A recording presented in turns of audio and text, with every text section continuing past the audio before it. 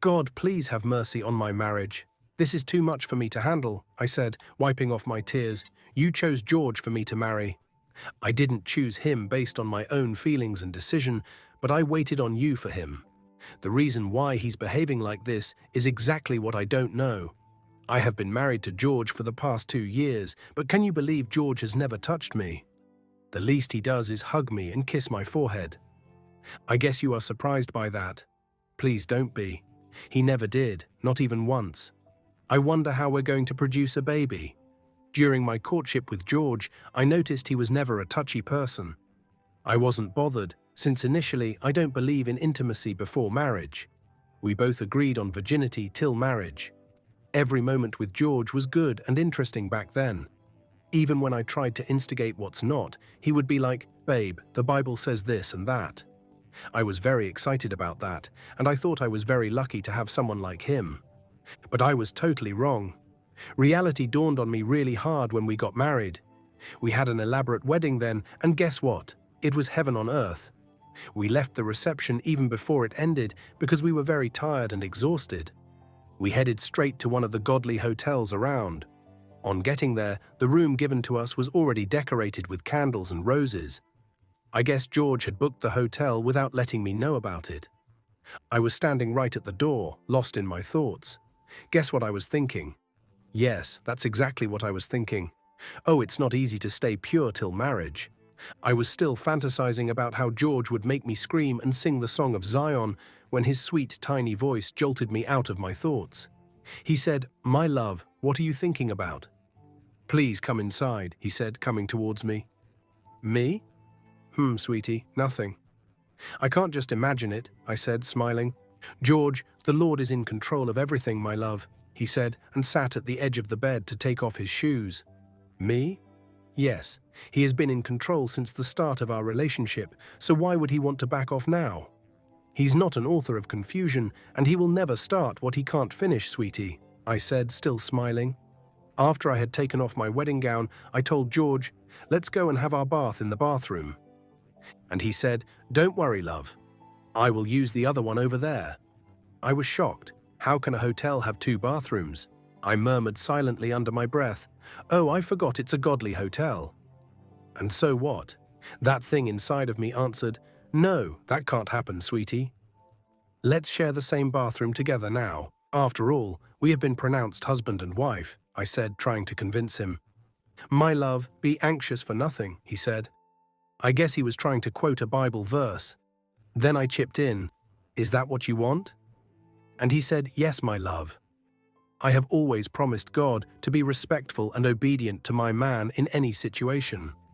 So I can't allow a bathroom issue to raise the sleeping dog of violence in George." Are you surprised I said that?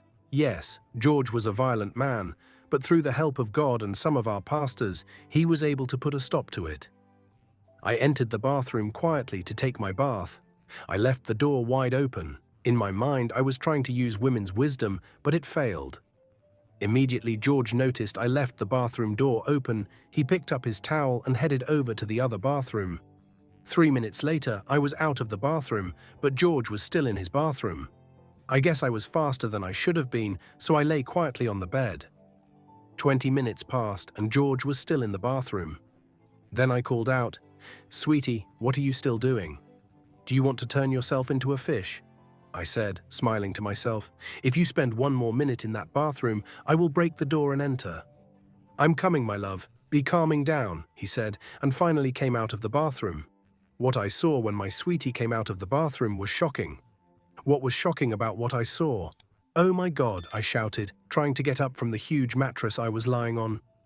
"Surprised?" George said, standing at the bathroom door. "George, are you playing a prank on me or what? Why are you all dressed up like this?" I asked. "Are we just walking down the aisle or what?" I know you will all be surprised to hear that. Yes, I wondered where he was going. In fact, I wish you could see George's dressing that very day. "My love, you know what?" he asked, trying to fix one of his shirt buttons properly. "George, I don't know what. And I'm not even ready to know the what behind all this drama of yours," I said with my hands akimbo. I had finally stood up from the bed, and now I was naked. Are you surprised I said that? Don't be. I'm a married woman, and the last time I checked, I'm standing right in front of the only person I said I do to some hours ago. Immediately George saw the image in front of him. He was shocked. I know you were expecting him to hug me or try to make a move to make my honeymoon a memorable one, but no. The next thing my sweetie did was turn his back to me. "Please cover up, my love," was what I heard next from him. "George, what is the matter? Are you shy to behold my nakedness or what?" "We are married, George. This can't be a sin on you," I said in a confused state. "Shay, I have not entered one chance now," I said, talking to myself. "God, now you give me George. Oh, okay. Mr. George, I have covered up. Would you please face me now?" I lied. The moment George faced me and noticed I was just exactly the way I was, he quickly used his palms to cover up his face. "Which kind wahala is this now? Is he shy? Is he scared?" I said. I couldn't just fathom what his problem was. I know one drag wahala with George. I went straight to the bed, took my pajamas, and put them on. "Okay, sweetie, will you please remove your hands from your face and stop all this drama?" I said. George finally removed his hands from his face and said, "Thank you, my love. I have to go now." "Please go to where?" I asked anxiously. "My love, Nurse Kaike just called me now, and she said we have an emergency at the hospital right now. Please, I have to go," he said and hugged me. "Oh, is that the reason why you're all dressed like this?" I asked with a sign of relief, though disappointed. "Yes, love," he said quietly. George was about to slam the door behind him when I said, "Sweetie, not even a kiss." And he immediately moved a step backward, hugged me again, and planted a soft kiss on my forehead. "Why not over here?" I said, pointing to my hungry lips. Guess what he said? "My love, is the forehead not yours?" he said, smiling. "Don't worry, George. You will come back and meet me here," I said, smiling. "Catch you up later, dear," he said and left. I know someone is wondering what is making me smile. I was left alone in the room. I couldn't sleep. I felt so lonely during the night. When it was exactly 1:30 a.m. in the midnight, I began to pray. What were you expecting me to do? Shay, Dr. George had finally succeeded in turning my honeymoon into a night vigil, so I had to dance to his tune. I prayed earnestly and poured my heart unto the Lord concerning my marriage and my home. By the time I finished praying, it was already 4:30 a.m. Don't be surprised about that. I'm a prayer warrior. Can you believe George was yet to get back from the hospital? I picked up my phone and placed a call across to him. He picked up immediately. "Hello, my love," he said over the phone. "Sweetie, are you still on the emergency staff?" I said, staring at my phone. "My love, I'm so sorry for the inconvenience. I'm on my way." "Sweetie, inconvenience is an understatement. Oh, please be coming home. I'm cold," I said. Do you know what George told me when I said I'm cold? His reply wasn't funny but heartbreaking. He said, "My love, why not cover yourself with the blanket? Or should I get some drugs for you while coming from the hospital?" Wahala for who, Mary Doctor? I didn't want to get angry over what he said, so I just turned it into a joke and said, "It's not only drugs that you will get. Maybe you should try getting injections too." I was about to close my eyes to sleep when I heard a knock at the door. "Who's there?" "It's me, George," he said quietly. "Okay, I'm coming, sweetie." I hurriedly got up from the bed to open the door for him. I opened the door and George said, "How are you, my love?" Please, what was he expecting me to say? That I'm fine. "I'm fine," I said and hugged him so tight that he was trying to break loose from me, and I noticed he was shivering. I finally disengaged from the hug and he said, "My love," almost with teary eyes. "What happened, my love? Why are your eyes red all of a sudden? Is anything the matter?" Before I could complete my statements, my sweetie was already on his knees crying profusely. Why is my sweetie kneeling down and crying at the same time? George was still kneeling down, crying and wiping off the uncontrollable tears that were trickling down his cheeks with the back of his hand. "Sweetie, please, you are getting me scared with these tears of yours," I said, hanging my hands on his shoulder. "Okay, my love, I will tell you the reason why I'm kneeling in front of you and crying," he said, sniffing his nose. "Okay, sweetie, tell me."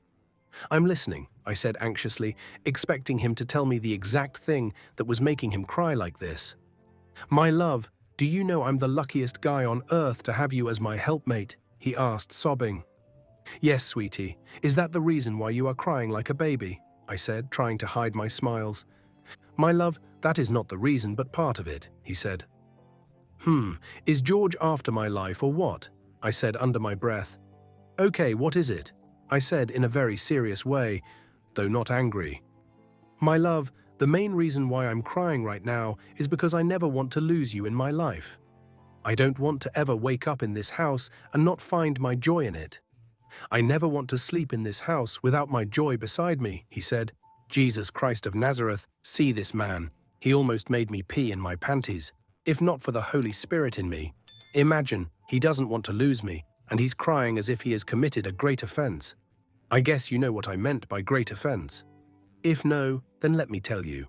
All my thoughts were that George had cheated on me when he went to the hospital for the emergency stuff. I know someone is saying, don't you trust your man? Yes, I do trust him, but when he came crying like a baby ninko, that was the main reason I didn't bother to tell him to stand up. He had been on his knees for the past 1 hour. Yes, I wanted his punishment to start from there. My love, are you with me? That was the voice that brought me back to reality with George. Sorry, sweetie, I'm with you. Please stand up now, I said, trying to compose myself. No, let me remain like this. I'm okay like this, he said. Is he hiding another thing? Sweetie, is there any other thing again? I asked. And he said, please, my love, I want you to promise me something today. What is it, George? I said quietly. Please, my love, promise me you will never give up on my love for you, no matter what might happen, he said, and finally wiped off his tears. See my life outside. I wonder why he's saying all this, I thought within myself. I could see sincerity in his eyes, and in all he was saying, I will never leave your side, sweetie, I said, lifting him up from his knees. Look here, George. I made this vow yesterday morning in the church, in the presence of God and everyone that was there, that I will continue to love and honor you till death do us part. Now I'm making the same vow before God and you again, that I will never leave you nor give up on your love for me. I love you so very much, George, I said, and he hugged me passionately. Guess what I did when he hugged me? Me that my blood was already hot. I quickly made the move to kiss the only person I love with the whole of my life. But he did as usual. He stylishly dodged the kiss and said, My love, we need to rest now, please. Okay, sweetie, I said, and we finally lay to rest. That was how my wedding night went without me having intimacy with George. Days turned into months, and months turned into years without me knowing how it feels to be a real woman. I believe someone can feel my pain, and at the same time, I know someone is wondering how I managed to cope for that long. Yes, I coped because the Lord was by my side. Anytime I felt the urge to have intimacy with George, and he gave one excuse or the other, the butterfly within me and the excitement within me would just go down, and I would give my eyes the beautiful sleep they deserved, although sometimes I found it difficult to do so. At this juncture, I'm tired, I'm fed up, and I'm left with no option than to do the unexpected. I have been weeping and crying unto the Lord, but he seems unavailable to listen to my heart's cry. I don't want to go against the will of God for my life, and at the same time, I can't bear the loneliness anymore. So I have decided to follow my mind. I guess you are thinking what I'm thinking. Very early one Saturday morning, after observing our morning prayer. Good morning, my love, George said, and I replied, Good morning, sweetie. He hugged me as usual and was about to head to the kitchen when I stopped him. Sweetie, go and rest today. I will cook for us, I said, grinning. Are you surprised? I said he was heading to the kitchen. Please don't be. Ever since I married George, he had been the one doing the cooking on Saturdays, even though I had tried to stop him countless times, but he refused to stop.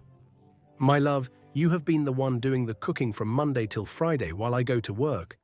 Let me do the cooking for you during the weekend. That had always been George's reply whenever I tried to stop him, so I just had to allow him to do it since he insisted. Please tell me, why wouldn't I stop George from entering the kitchen when I had a mission to accomplish? George agreed to go back to bed that very day. Immediately he got into bed. I quickly went to a nearby pharmacy to get sleeping pills for George. Yes, I'm tired. I'm dying. I'm a woman for crying out loud. I'm not a log of wood. It's blood that is running in my veins, not Zobo. Lo and behold, I got the drugs, and as I was about to add the stuff to his tea that morning, something in me kept telling me not to do it. I usually know when my spirit man is communicating with me. I know it was my inner man that was talking, but I turned a deaf ear to him. For the very first time, I disobeyed him and added the sleeping pills into George's tea. But guess what? As I was stirring the tea, the glass cup containing the tea fell down and broke into pieces. That's the consequence of disobedience. Didn't I tell you not to do it? Was what I heard from behind. The voice was so audible and real, I burst into tears and said, "I'm tired, Lord. Please have mercy on me. I'm tired." I managed to pack the broken glasses on the floor, then I went straight to meet George in the bedroom.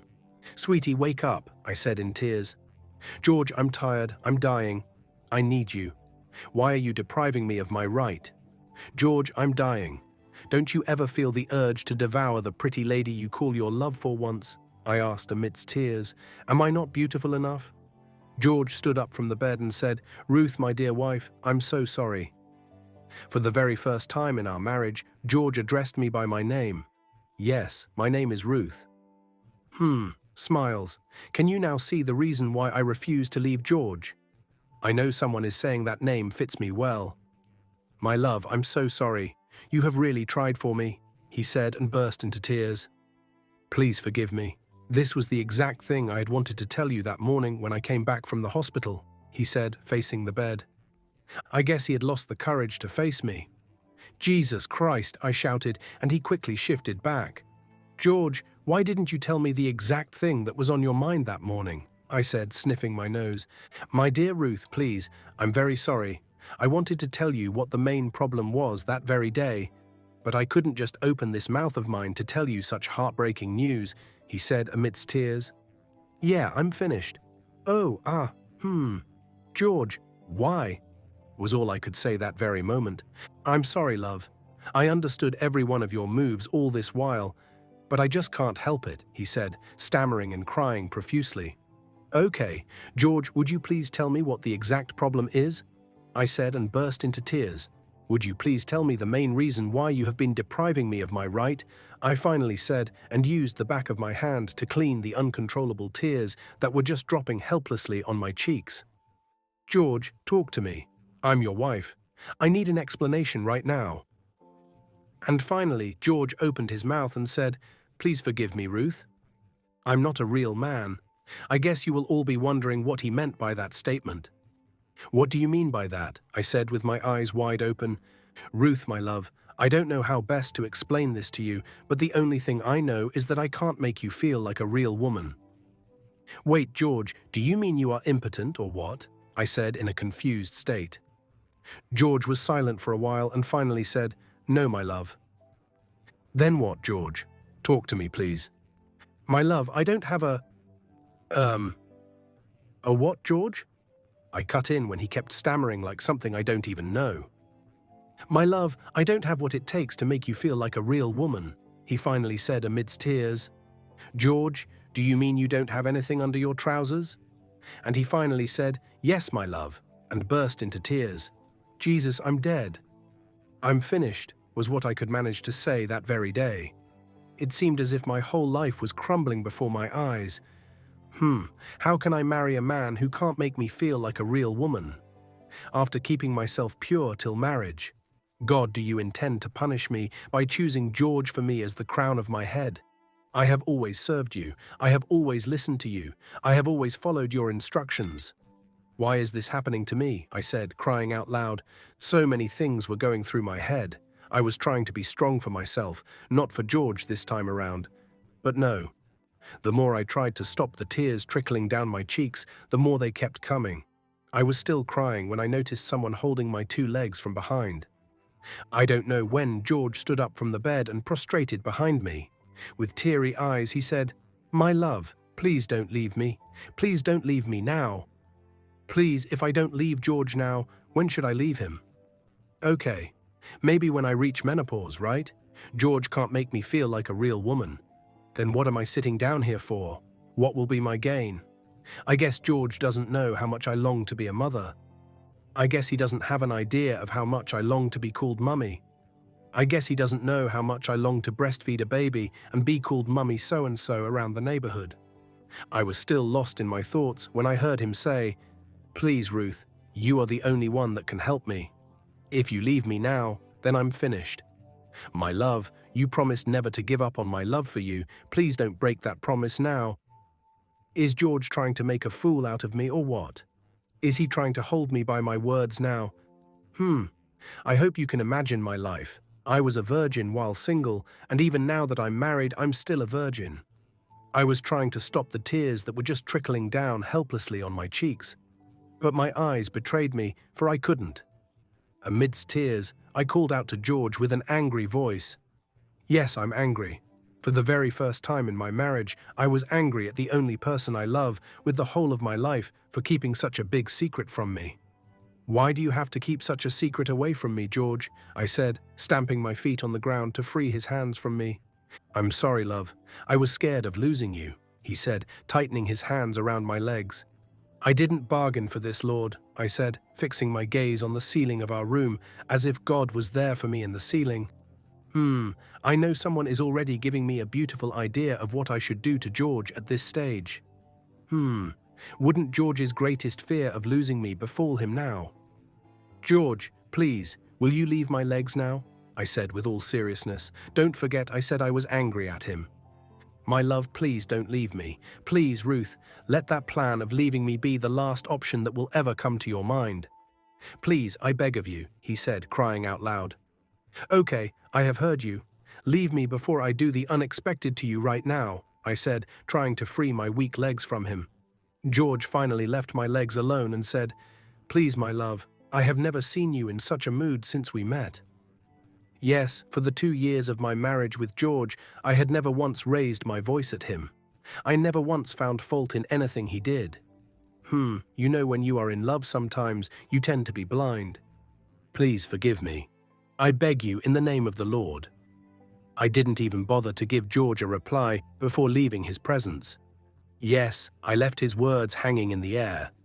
I walked helplessly to the sitting room. I sat down quietly and continued crying. Yes, I couldn't stop the tears, so I had to cry it out and free my soul. So many thoughts were running through my mind. How possible is it for George to be without a manhood?